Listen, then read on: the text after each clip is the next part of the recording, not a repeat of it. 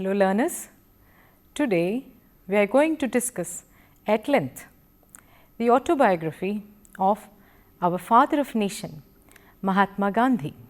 An autobiography is the story of a person's life as written by the same individual. Many people think that their life should be written about, but they lack the writing talent to tackle this project alone. For that reason, many books are co-written with the help of someone other than the subject or are narrated by the subject to a writer. When we look into the background, an autobiography is a word derived from three Greek words meaning self, life and write. Autobiography is a style of writing that has been around nearly as long as history has been recorded. Yet, autobiography was not classified as a separate genre until the late 18th century. Robert Southey coined the term in 1809 to describe the word as a Portuguese poet. Autobiographical works by nature are subjective. The inability or unwillingness of the author to accurately recall memories has in certain cases resulted in misleading or incorrect information. Some sociologists and psychologists have noted that autobiography offers the author the ability to recreate history. The story of my experiments with truth is written by Gandhi himself, and he mentions how he has resumed writing his autobiography at the insistence of Sergeant Jaram Das, a fellow prisoner in Yerawada Central Jail with him. He mulls over the question a friend who asked him about writing an autobiography itself, deeming it as a Western practice, something nobody does in the East. Gandhi himself agrees that his thoughts might change later in life, but the purpose of his story is just to narrate his experiments with truth in life. He also says that through this book, he wishes to narrate his spiritual and moral experiments rather than political ones. The story of my experiments with truth is the autobiography of Mahatma Gandhi, as said earlier. It narrates the incidents from his birth, that was on October 2nd, 1869, in the western part of British ruled India. His marriage at the age of 13 to a girl of the same age, Kasturiba. His going to England in 1888 to study law. His interest in the philosophy of non-violence as expressed in the Bhagavad Gita, a Hindu sacred scripture, and in Jesus Christ's Sermon on the Mount in the Christian Bible. From this stem, his leadership roles in both South Africa and India, which are written extensively in his autobiography.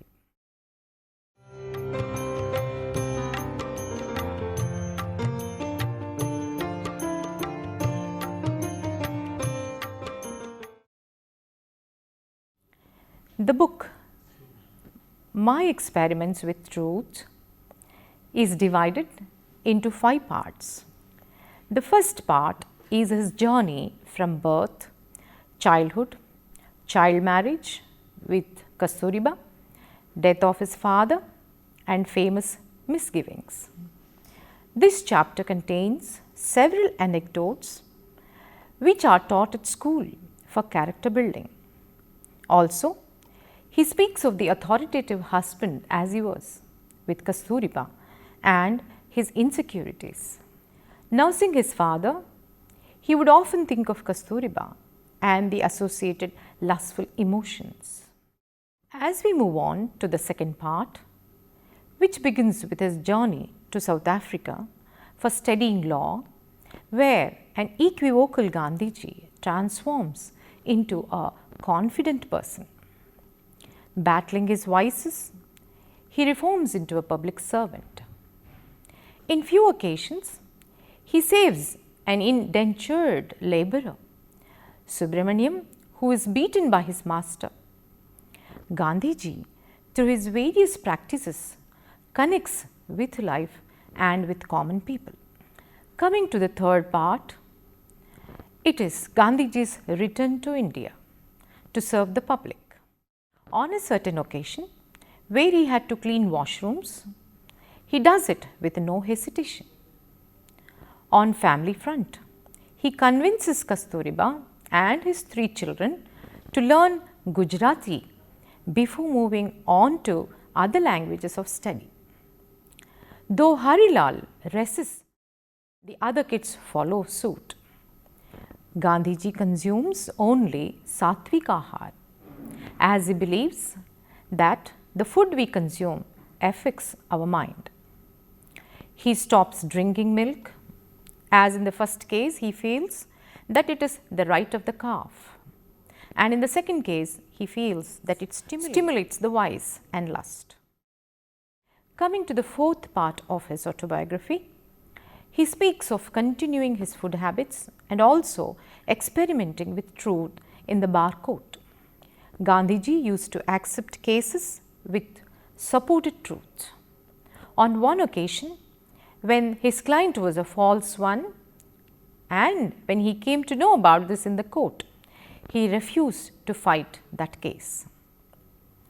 In the fifth part, Gandhiji takes a tour to Kumbh Mela, Lakshman Jhula, where he is overwhelmed by the irony in the religious practice, where on one side the festivity is happening and on the other side animals are being sacrificed. The book ends with a farewell from Gandhiji. The book from page 1 is a journey which takes us along with Gandhiji through the puffs of smoke, eating meat at the riverside, stealing money. It feels as if Gandhiji was not an angel dropped from heaven, but a phoenix molded with his self-control, chisel devices. Experiences aplenty maketh a man. Gandhiji proves it right by going through many such experiences. The book is all about how a lascivious Gandhiji becomes a brahmacharya, how a meat eater, though through force, becomes a vegetarian by choice.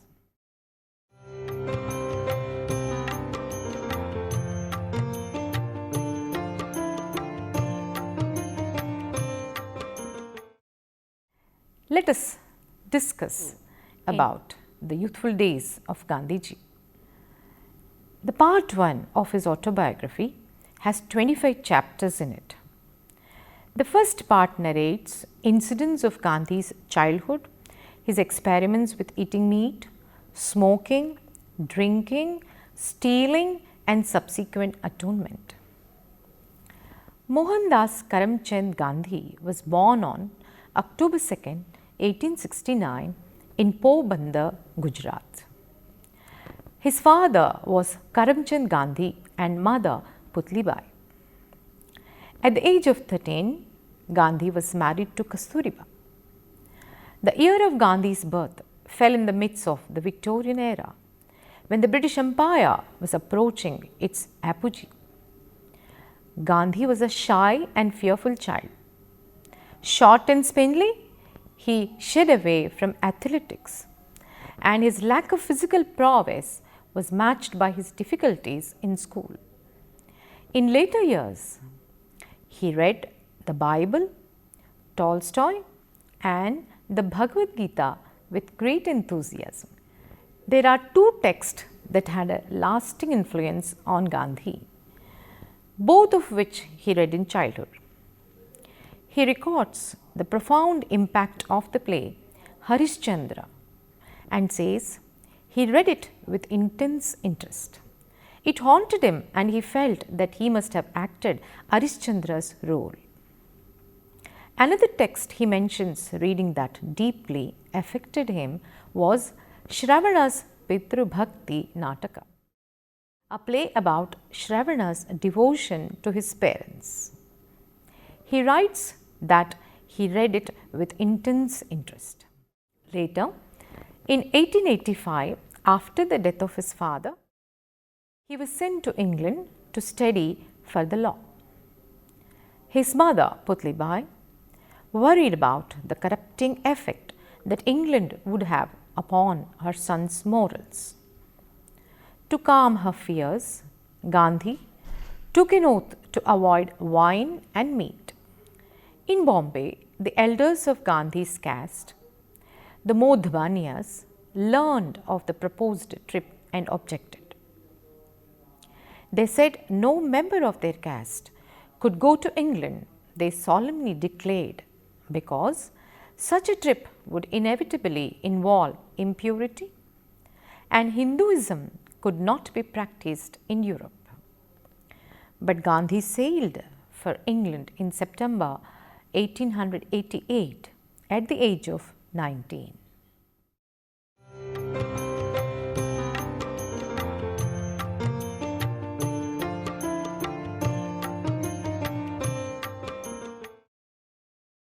We learn about the journey made by Gandhi from London to South Africa. In London, the young Gandhi, a slender Indian with protruding ears and lots of coyness, felt desperately isolated. His command of English, despite a high school education that emphasized the language, was weak. In England, fortunately, family friends took him under their wing and enabled him to get settled in a boarding house. But problems persisted, notably the difficulty of diet. Vegetarian food was hard to come by in Victorian London, and many Indians simply abandoned the Hindu strictures on eating meat. But Gandhi had promised his mother to keep his religious customs, and he was a man who kept promises. So he subsisted on porridge made from oats and other dishes until he found a suitable restaurant in it and a work entitled A Plea for Vegetarianism that converted him from being a vegetarian by birth to a vegetarian by conviction, a position he was to maintain for his entire life. In other respects, however, Gandhi made a conscious attempt to westernize himself by taking lessons in French, dancing, elocution, and the violin. Although he soon abandoned these, it was during this period that he also began dressing in the English fashion, a habit that he was to keep up for many years.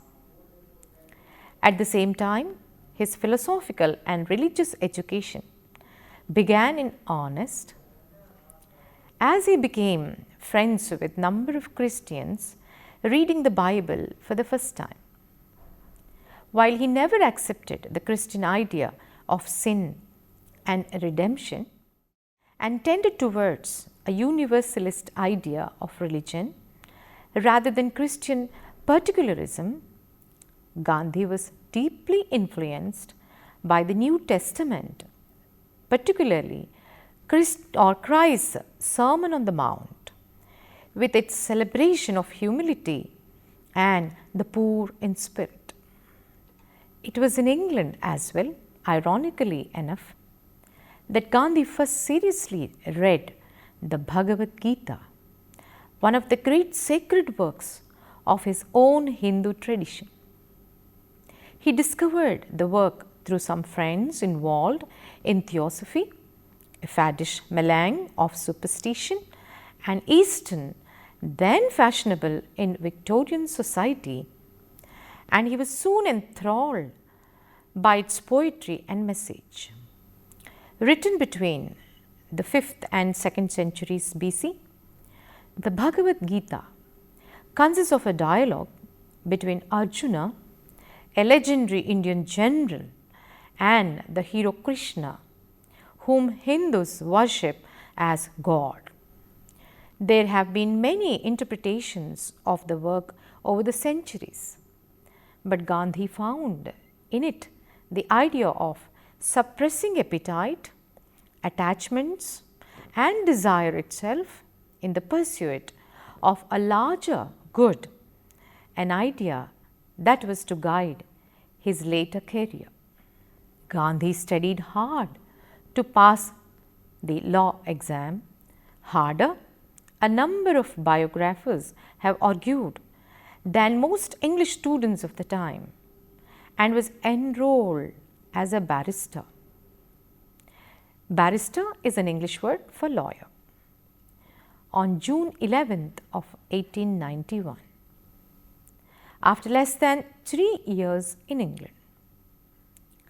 Eager to return to his home, relatives, wife and child, he sailed for Bombay the very next day. His return to India, however, was not entirely the happy hope coming he had imagined. Gandhi's mother had died while he was abroad, and the family had withheld the news from him so as not to disrupt his studies. He had been anxious to see her, and the news of her passing was a harsher blow in many ways than his father's death had been.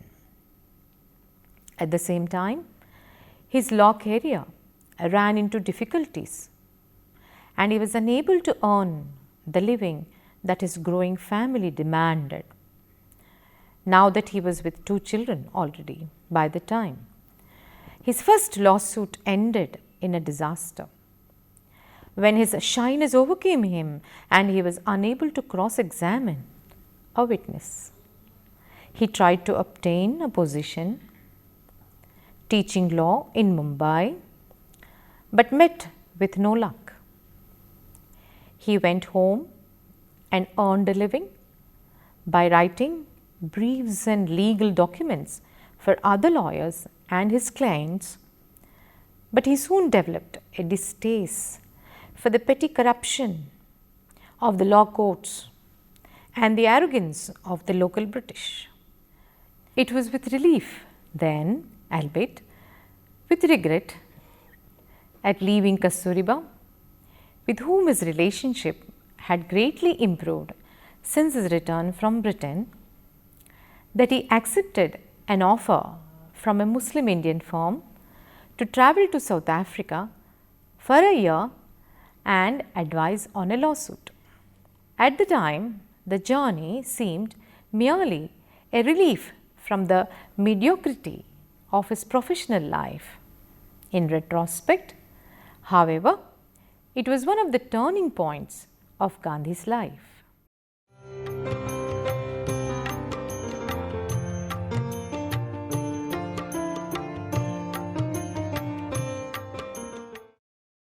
We will discuss pragmatic philosophy of Gandhiji from his autobiography.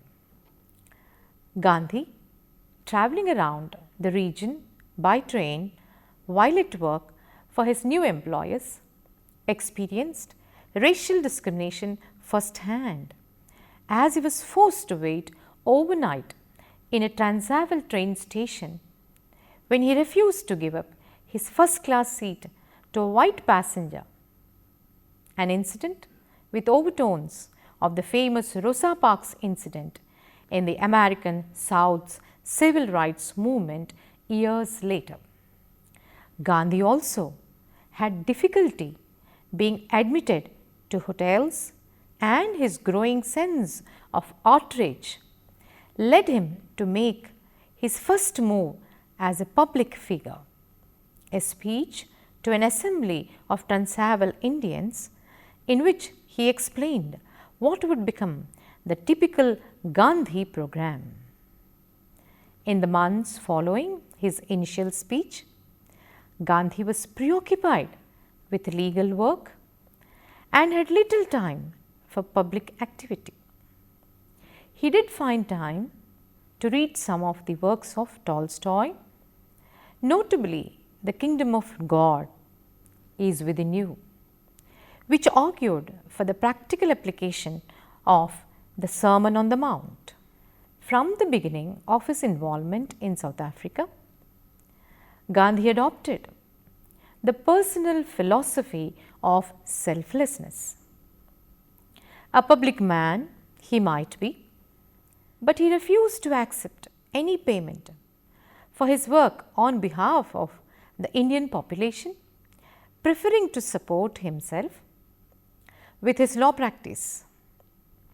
His central idea was self-denial in the service of his fellow men, which he, as a follower of the Sermon on the Mount and the Bhagavad Gita, regarded as not being self-denial at all, but rather a higher form of self-fulfillment.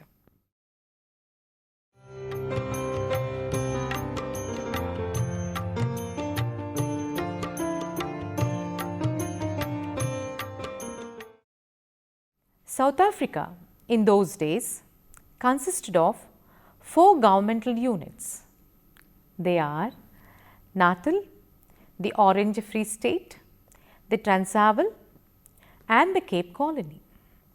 The first and last of these were ruled by Britain, but the Orange Free State and the Transvaal were independent republics ruled by Dutch settlers known as Boers, who had come to the region in the previous century and had a long history of antagonism with the more powerful British.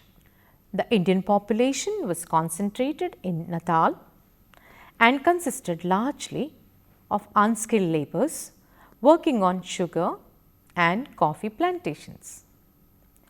There was also a growing merchant class within the community, however, made up largely of Muslims from India's west coast, whose rapidly increasing numbers caused concern both to the Boers and the English merchants. South Africa was already showing that tendency towards racist policies that would later manifest itself in the apartheid regime of the 20th century, and while the Indians did not suffer as much as the black population did and would continue to do, they were clearly second-class citizens. This situation, while contrary to the British Empire's legal idea of equality, was nonetheless permitted by the English authority in South Africa, largely in order to placate the white settlers and the independent Boer states, whose interactions with the Crown constantly threatened to erupt in violence.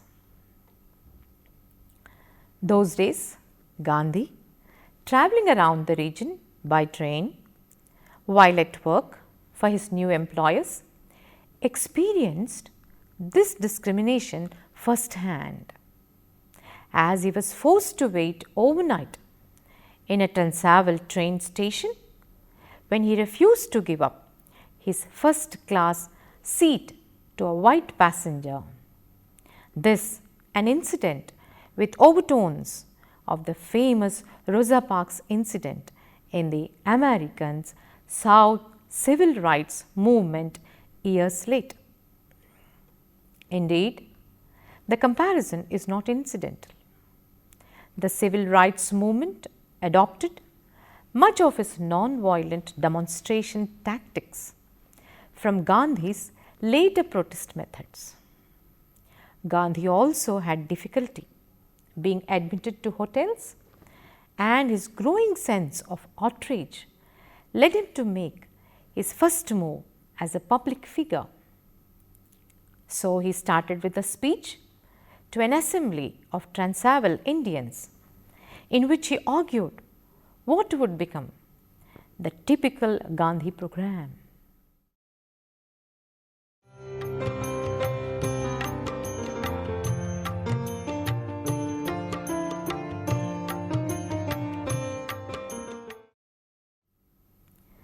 Gandhi's hopes of post-war improvements were put to an end, so he went back to work. he set up camp in the Transvaal this time, deciding that his countrymen needed him more in that recently conquered region, and began representing Indians who had fled the Transvaal during the war and were now being overcharged for re-entry passes. When authorities dispossessed Indian inhabitants of a shanty town in order to clear the area for development, Gandhi represented these Indians as well. Collecting a staff around him that included several young women from Europe, he began in 1904 the publication of a magazine called Indian Opinion that agitated for political liberty in South Africa. The magazine soon found a readership throughout the country, and with Gandhi writing the editorials himself, became both a vehicle for his fame and a wide platform for his ideas. This was the beginning of his use of the written medium for political awakening. Later, when he became the cornerstone of India's independent movement, he continued to wield his pen with great power and transformed the thought process of thousands of people. Even today, Gandhi's writings continue to be popular and give him the recognition of one of the most powerful writers of Indian English prose.